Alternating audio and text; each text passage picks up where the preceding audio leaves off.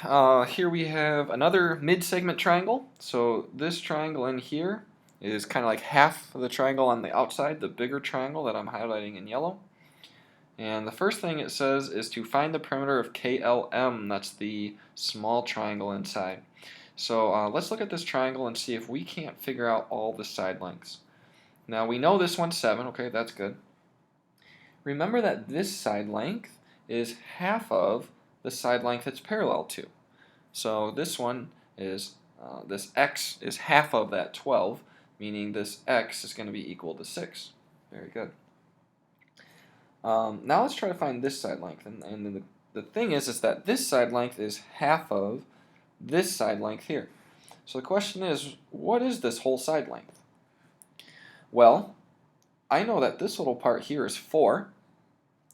So that means this part over here must also be 4 since they're equal halves, meaning the whole thing is 8.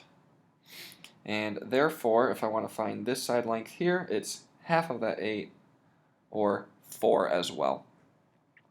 So the first question asks me to find the perimeter of this little triangle, and that is just these sides all added together. 7, 4, and 6.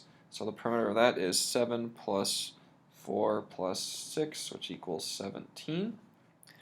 And then it asks down here to find the perimeter of the larger triangle, GHJ.